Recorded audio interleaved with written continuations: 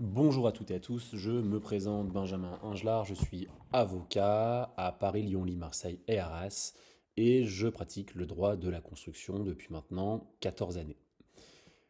Dans ce nouveau podcast, je vous propose d'évoquer la fameuse question de la réception de travaux immobiliers et des réserves.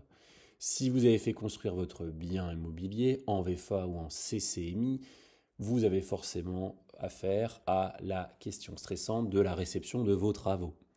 Comment agir, comment réagir face à des travaux qui n'auraient pas été réalisés conformément à vos attentes, face à des petites ou grandes malfaçons, et comment se passe la réception, comment noter ce qu'on appelle les réserves, dans quel délai en obtenir la levée, et comment contraindre votre entrepreneur à exécuter la levée des réserves. L'objet de ce podcast, c'est de répondre à toutes ces interrogations. Avant toute chose, je vous invite, comme lors de chaque podcast, si vous avez des questions supplémentaires, à consulter le site du cabinet. Nous sommes basés à Paris, Lyon, Lille, Marseille et Arras. Et notre équipe d'avocats est là pour répondre à vos questions. Nous intervenons également dans toute la France et nous tenons à votre disposition sur le site des blogs, des articles, des podcasts, des vidéos et des e-books juridiques vous permettant de répondre à l'ensemble de vos interrogations. Avant toute chose, je tiens également à vous remercier puisque vous êtes désormais plus de 40 000 lecteurs et auditeurs chaque mois à prendre connaissance de notre contenu juridique. Rentrons dans le vif du sujet et le procès-verbal de réception des travaux avec réserve. On va voir les conseils et réflexes utiles. Tout d'abord, qu'est-ce qu'un PV de réception de travaux? Un PV de réception de travaux doit permettre au propriétaire d'indiquer sa satisfaction ou son insatisfaction quant à la réalisation des travaux immobiliers que vous avez réservés et payés. Pour rappel, lorsque vous avez la réunion de réception des travaux, c'est une visite en commun avec les entrepreneurs qui ont réalisé l'ensemble des travaux sur votre chantier. Le PV de réception des travaux est donc le document qui va formaliser la réception des travaux. Cette réunion de réception fait l'objet d'une convocation et d'un commun accord sur la date de réception. L'ensemble des parties se rend donc sur le bien immobilier qui va être livré. La réception des travaux va permettre à l'entreprise de marquer la fin du chantier, de confirmer sa bonne réalisation. L'objet du PV de réception est à plusieurs titres. D'une part, pour les entreprises, ça va prouver que la réception du chantier a bien été réalisée et que le client a accepté l'ouvrage. C'est donc la preuve de l'application de l'article 1792-6 du Code civil. C'est obligatoire, c'est la preuve de la réception des travaux.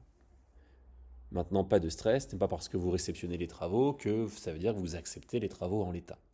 C'est ce qu'on va voir par la suite, on parle de réserve. En tant que propriétaire, ce document, la réception des travaux, et donc cette réunion, va être l'occasion d'émettre soit votre acquiescement, soit d'émettre des réserves et d'exiger au besoin la réalisation de travaux de modification, de réparation, de modification des finitions. C'est normal, ça arrive souvent, c'est pas forcément anodin, mais compte tenu de la largeur et de l'importance des travaux qui sont parfois réalisés, c'est tout à fait normal que vous ne soyez pas forcément satisfait lors de la réception de la qualité des travaux. C'est important de noter que c'est le PV de réception des travaux qui marque le début de la garantie de parfait achèvement. C'est donc important, ne refusez pas la réception des travaux, sauf si forcément 80% des travaux n'ont pas été réalisés, mais si tout a été réalisé, mais que vous comptez simplement des malfaçons, des choses qui ne sont pas conformes, il vaut mieux réceptionner, c'est ce qu'on fait quand même dans 90% des cas, et ça va marquer le début de la garantie. La garantie de parfait achèvement, c'est quoi? C'est l'obligation pour votre entrepreneur de réparer tous les désordres dans un délai d'1 an à compter des réserves. Alors, le PV de réception des travaux avec réserve, c'est-à-dire que vous allez noter votre insatisfaction.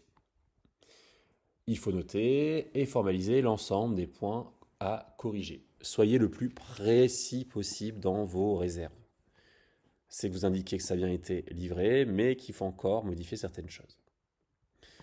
Pour être clair, une réserve, c'est le fait que vous estimez être mécontent de certaines choses. Par exemple, le manque de finition, le manque de prise, des équipements qui ne fonctionnent pas, certains oublis, ça se peut, des pauses électriques, des oublis de pose de la cuisine, des problématiques sur le parquet, une porte qui ferme mal, des équipements qui n'ont pas été fournis, qui sont manquants par rapport au devis. Le fait aussi, ce qui arrive de plus en plus souvent dans les livraisons de biens neufs, c'est que certaines choses n'ont pas été réalisées conformément à votre demande, par exemple des choses qui ne sont pas conformes à la commande. Également, bien entendu, vont y figurer tout ce qu'on appelle les malfaçons. Il est extrêmement important de comparer le devis initial et le contrat avec ce qui a été réalisé. Ça va vous permettre de formaliser vos réserves. La notion de réserve démontre que vous avez une insatisfaction sur ce qui a été réalisé. Si par contre vous constatez de graves manquements, par exemple si il y a un problème sur le couvert, ou s'il manque carrément des pièces, forcément vous n'allez pas réceptionner. Ici, vous refusez la réception. Alors, quelles sont les conséquences du PV de réception de travaux avec réserve? Eh bien, dans ce cas, votre entrepreneur est dans l'obligation de réaliser dans un délai d'un mois, suite à la mise en demeure, de lever les réserves. Alors, on parle d'un mois, mais en réalité, c'est un délai qui doit être fixé entre les parties, mais c'est un délai qui est communément fixé. Si passé ce délai d'un mois, vous n'avez pas de retour, vous faites un courrier recommandé avec accusé réception et vous fixez un nouveau délai d'un mois. Si dans ce nouveau délai, votre entrepreneur n'a toujours pas réalisé les travaux, dans ce cas-là, il faut assigner en référé. Les chances de succès sont extrêmement importantes, il ne faut donc surtout pas hésiter à assigner en référé votre entrepreneur pour réaliser les travaux. Par ailleurs, vous pouvez retenir jusqu'à 5% du montant total des travaux, c'est-à-dire la somme qui reste à régler. Il faut que cette somme néanmoins soit consignée, notamment chez un notaire par exemple. Comme on l'indiquait, à défaut de réalisation des réparations dans les délais fixés, vous ne payez pas le solde des travaux et vous devez mettre en place une assignation pour faire réaliser les travaux sous astreinte ou aux frais de l'entreprise. On parle alors d'une assignation en référé devant le tribunal judiciaire. Vous serez dans l'obligation de prendre un avocat. À ce sujet, vous pourrez trouver nos articles ou nos modèles. N'hésitez pas à nous contacter pour être assisté dans ce cadre. Dernier point, si vous souhaitez avoir des modèles de réception de travaux avec réserve, vous en trouverez plusieurs sur Internet. En réalité, ce n'est pas extrêmement complexe. On peut également vous assister pour cette rédaction. Soyez extrêmement vigilants, puisqu'il faut quand même être très précis sur ce que vous allez indiquer. Vous indiquez par exemple la nature des réserves et ce que vous attendez comme travaux à réaliser. L'ensemble des parties doivent signer le PV de réception, le propriétaire et l'entreprise. Vous indiquez par exemple nature des réserves, mur du couloir abîmé par les travaux, travaux réalisés, vous indiquez ce que vous attendez pour que les réserves soient levées.